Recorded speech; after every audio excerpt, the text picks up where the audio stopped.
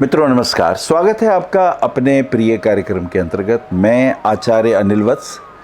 जून का महीना सन 2024 सिंह राशि की बात करेंगे। अग्नि तत्व प्रधान राशि है, राशियों में इसे राजा का दर्जा प्राप्त है और अग्नि तत्व राशि होने के कारण आग्नेयता, चपलता, तेजी और दूसरे पे प्रभाव डालना, अधिकार जताना, ये इनके प्राकृतिक नैसर्गिक गुण हैं। अंधकार को दूर करने वाली, ज्ञान को प्रकाश करने वाली ये राशि भी अद्भुत है। सिंह राशि के लिए अगर हम बात करें तो मेष राशि के जातक भाग्यवान होते हैं। उनके साथ इनकी दोस्ती हो तो वो उनके लिए भाग्यवान, यानी इनका भाग्य आगे बढ़ता है। और धनु राशि के जातक अगर इनसे मिलते हैं तो उनसे इनके मैत्री संबंध बहुत अच्छे बनते हैं, अंडरस्टैंडिंग परफेक्ट होती है। उसका स्वामी गुरु है और इनका अपना स्वामी सिंह है, यानी वो इनके गुरु जैसे होते हैं। उनसे इन्हें सीखने को मिलता है, उनसे इनको मोटिवेशनल बैकग्राउंड मिलता है, अंडरस्टैंडिंग मिलती है। ये खास बात है इनकी। अच्छा, मकर राशि वाले जातकों से इनकी अंडरस्टैंडिंग नहीं होती। वो इनके लिए परेशानियां पैदा करते हैं, वो इनको चैलेंज करते हैं, वो इनके हर काम में रुकावट पैदा करते हैं, चाहे वो वैचारिक हो, चाहे वो शारीरिक हो, चाहे वो सामाजिक हो। तो ये खास बात है।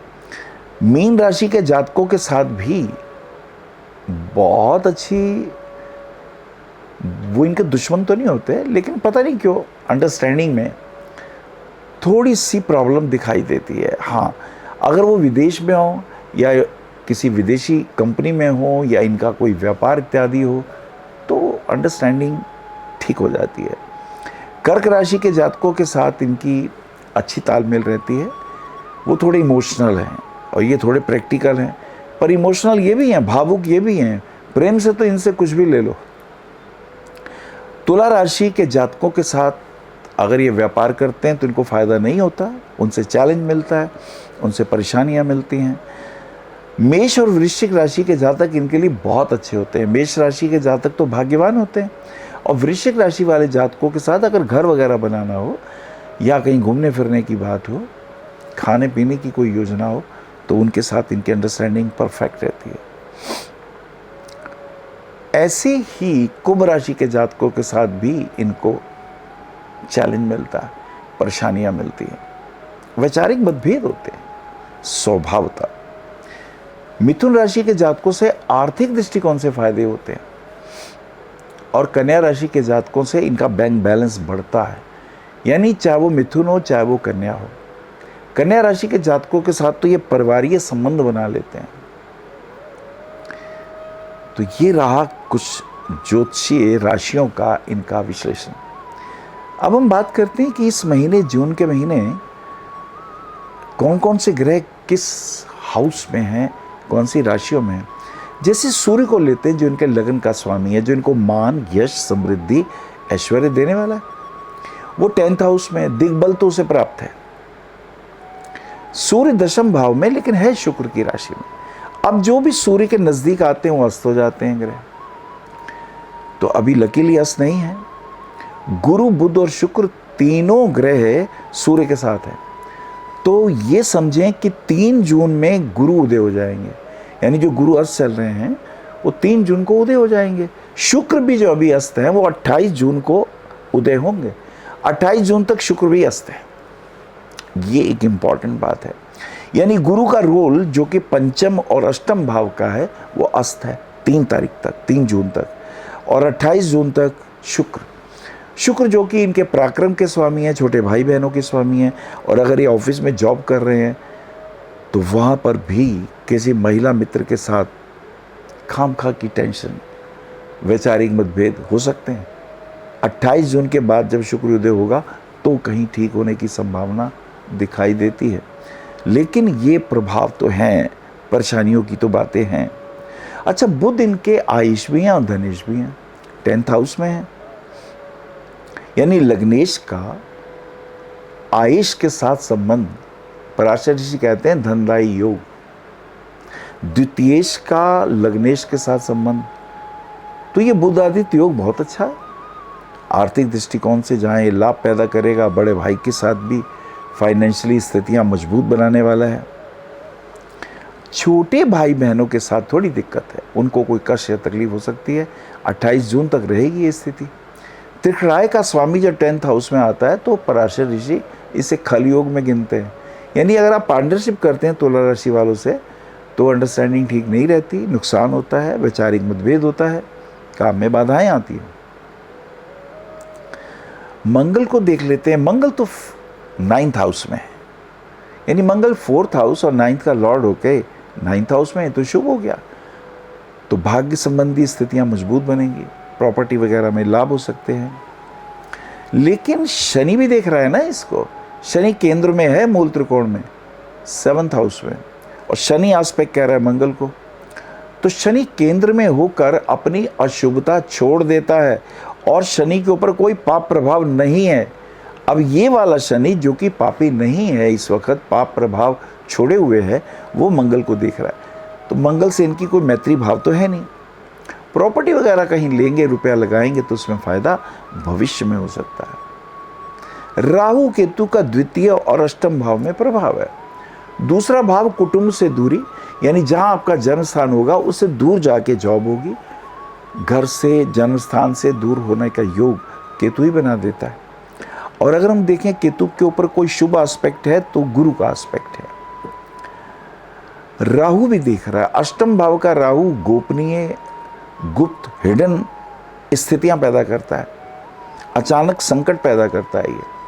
अच्छा, चूंकि वो मीन राशि में है तो किसी ऐसे मित्र के साथ जो गुरु जैसा बनता हो तो सावधान रहने की जरूरत पड़ेगी। ये गुरु देखते हैं 12th हाउस को उच्च की दृष्टि से।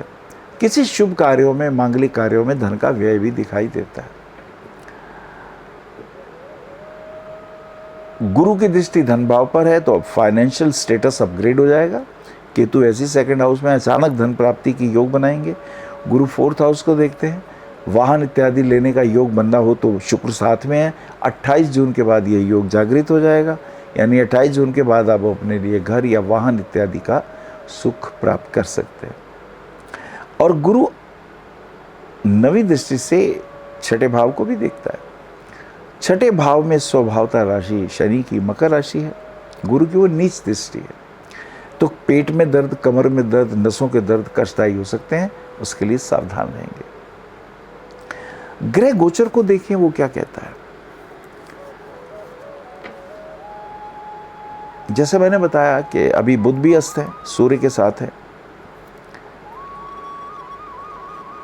12 जून को शुक्र मिथुन में प्रवेश करेंगे, सूर्य से थोड़ा दूर होंगे लेकिन अस्त है अभी।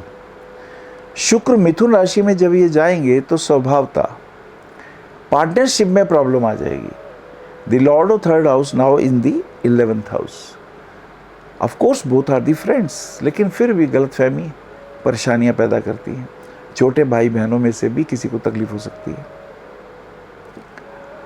तो शुक्र मिथुन में, सूर्य भी मिथुन में आ जाते हैं 14 जून को, तो अस का प्रभाव तो फिर जारी रहा।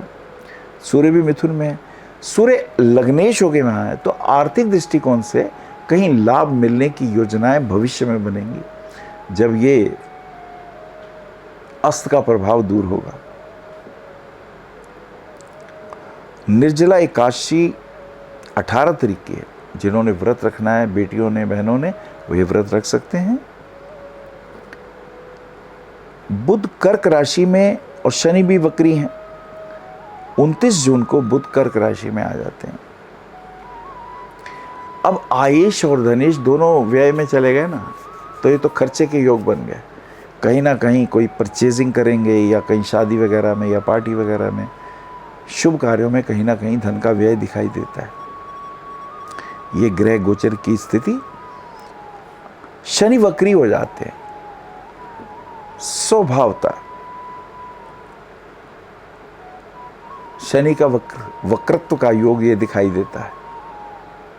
पर शनि षष्ठेश और सप्तमेश हैं तो रोग देते हैं ये, और पैरों में, पंजों में नाड़ियों के रोग, नसों के रोग, शाइटिका का पेन। अगर आपका लोहे का, केमिकल का, प्लास्टिक का काम है तो उसमें परेशानियों के योग दिखाई देते हैं, इसका ध्यान रखिएगा। अगर हम कहें क्या पहने क्या ना पहने, तो 9 और 1 10 5 15 मुखी रुद्राक्ष आपके लिए बहुत अच्छा रहेगा। वो आपकी संतान के लिए, आपके भविष्य के लिए, भाग्य के लिए और आपकी हेल्थ के लिए बहुत अच्छा रहेगा। रत्न पहनने की अगर बात करें तो पुखराज रत्न बहुत अच्छा है। इंडेक्स फिंगर में 5 सवा 5 रत्ती का पुखराज आप गोल्ड में पहन सकते हैं। मूंगा रत्न बहुत अच्छा है आपके लिए, भाग्य की वृद्धि के लिए, और कोई प्रॉपर्टी लेनी हो, वाहन सुख लेना हो तो मूंगा भी आपके लिए बहुत शुभ और श्रेष्ठ रहेगा। भगवान सूर्य को यदि उगते हुए सूरज को देखते हुए सूर्य को जल देते हैं और गायत्री मंत्र का पाठ करते हैं, या ओम ह्री घृणी सूर्य आदित्य श्री ऐसा मंत्र बोल देते हैं, या ओम सूर्याय नमः बोल के सूर्य को जल देते हैं, तो ये आपके लिए बहुत शुभ रहेगा। नमस्कार। आप आचार्य श्री अनिल वत्स जी के आध्यात्मिक प्रवचन, ध्यान व ज्योतिष संबंधी मासिक राशि फल फेसबुक, यूट्यूब, www.astroanilvats.com पर भी देख सकते हैं। For appointment, भविष्य कथन, Monday to Saturday, 11 a.m. to 6 p.m. BE 279, Street number 6, Harinagar, New Delhi 110064. Phone number 98917 39999 98181 89993 981 088 7002 886 000 6030. Website www.bhavishyakathan.com. Acharya Anil Vats @gmail.com.